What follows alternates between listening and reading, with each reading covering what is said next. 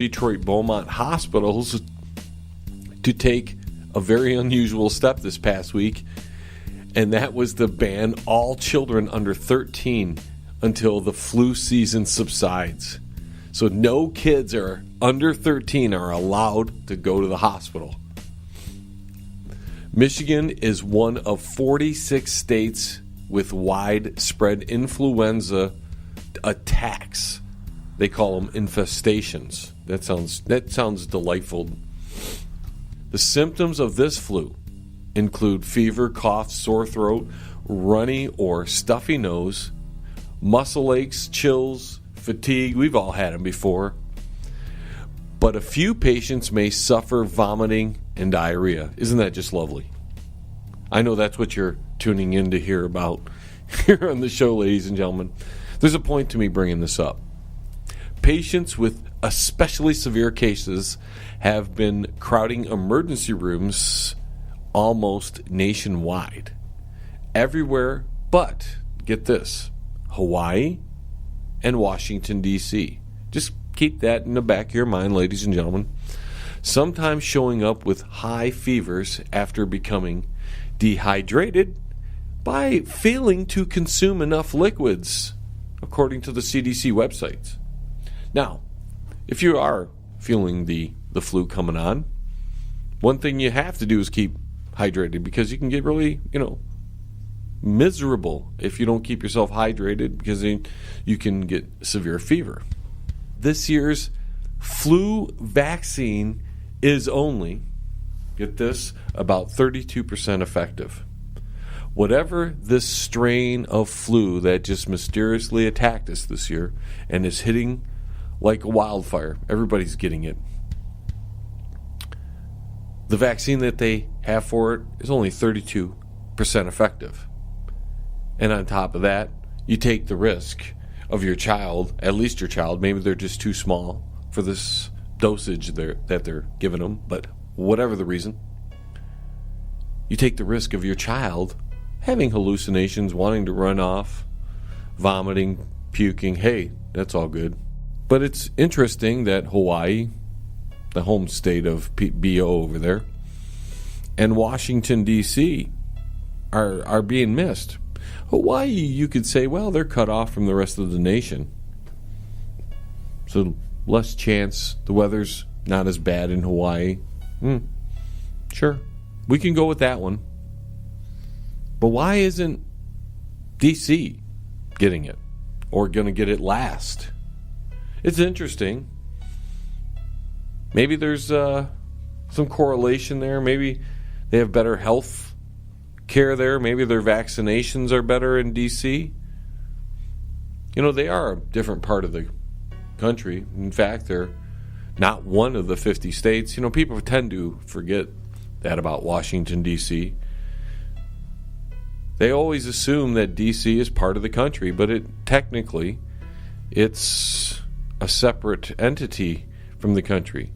The United States is a conglomeration of sorts, a merger, a peace treaty between 50 nations. And the District of Columbia is not part of that. It is not one of the 50 states. It's a separate entity. So maybe they're like Hawaii. They're safe because they're not part of the country, and the influenza strain that is so virulent this year is only making the rounds through the United States and its allies. It could be discriminatory that way. You never know.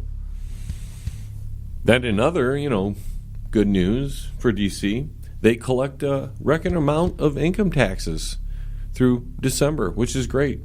Although they are still running a $225 billion deficit. So they're going the wrong way still. Not too bad, I guess. 225, that's only, what? In 4 months you'll get to $1 trillion? That's not terrible. Remember when $1 trillion was a big deal, and that over like 3 or 4 years of deficit, that was a big deal? They would freak over $1 trillion. Now it's like, we'll do that in 4 months. Who cares?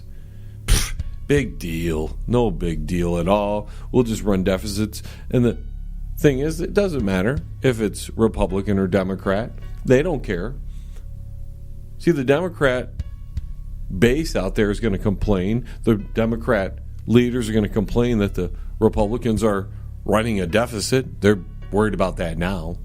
They weren't worried about that during the Obama administration. No one is ever worried about that when the D's next to the name of the guy running everything. Nah, that's all right. Shoot, hey, it's cool because, you know what, that deficit is needed because we need to spend on programs that, that are part of our agenda. See, if people could just get past all that and just understand that, hey, that's all it's about.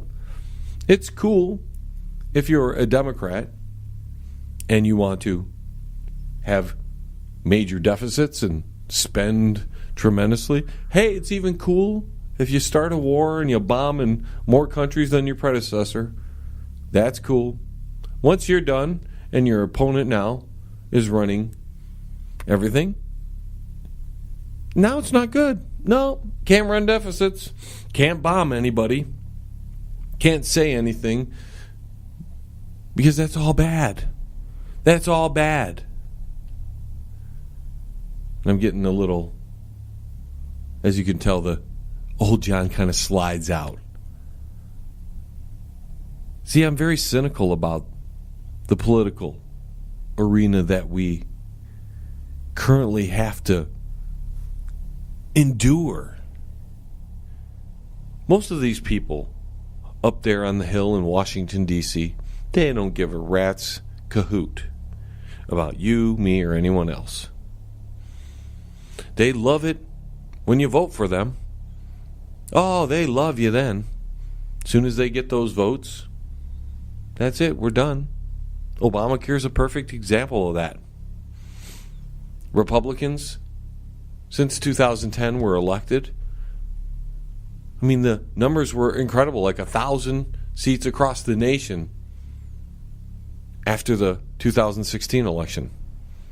So between 2010 and 2016, there were like 1,000 seats that had changed into Republican hands.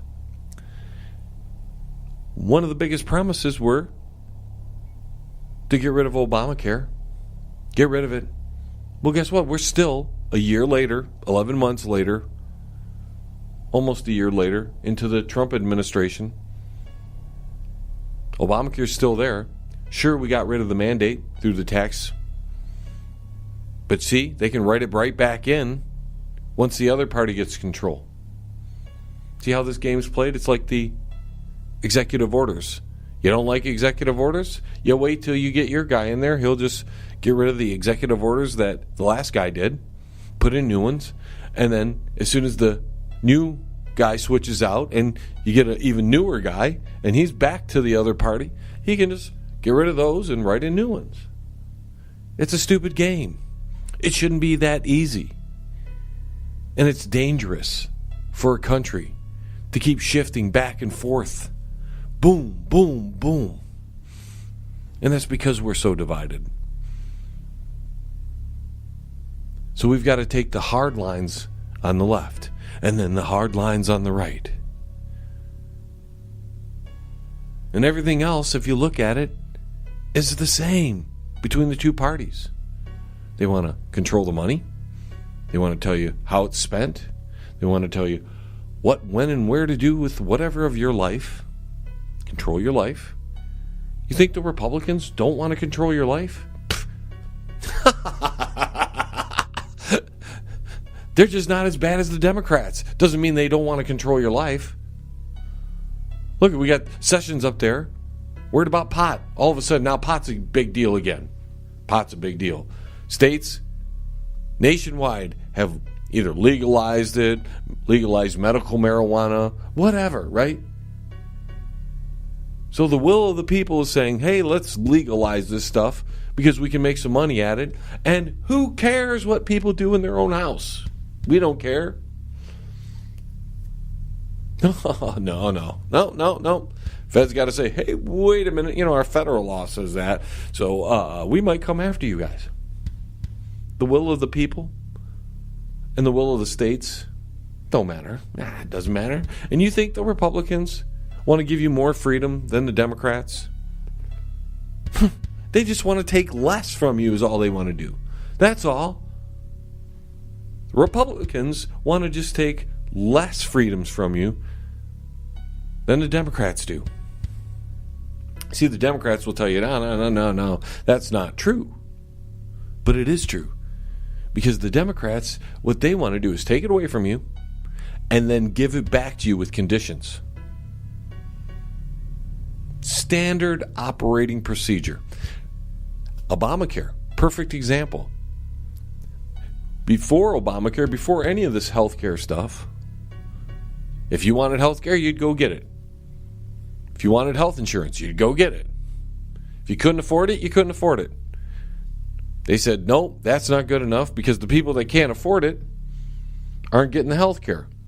Okay, so what do? They take something from everybody. They take the health care system, and then they offer it back to you with stipulations. These people get subsidies.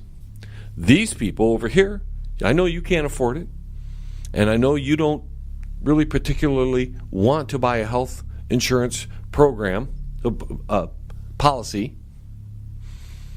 So we're going to fine you for it. So that way we can pay for the people who want the health insurance policy but can't afford it.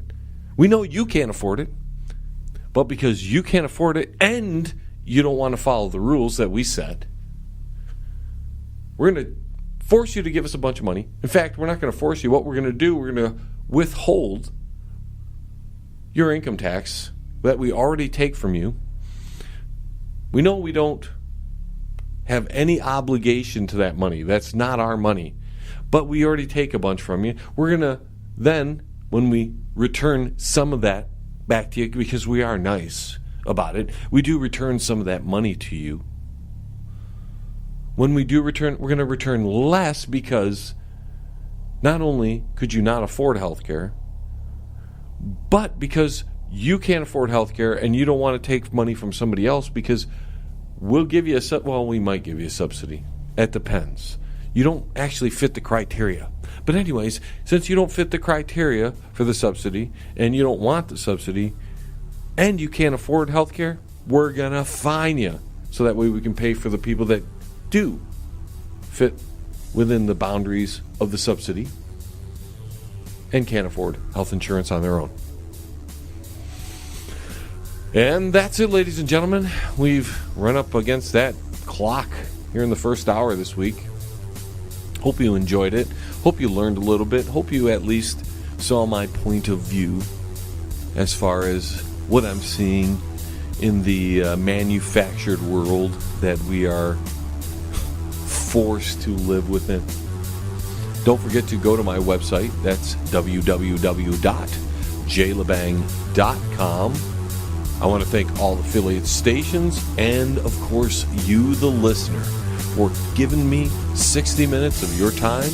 And until the vibrations of my vocal cords reach your ears again, this is John LeBang, signing off from the Banger Studios. T-minus 10, 9, 8, 7, 6, 5, 4,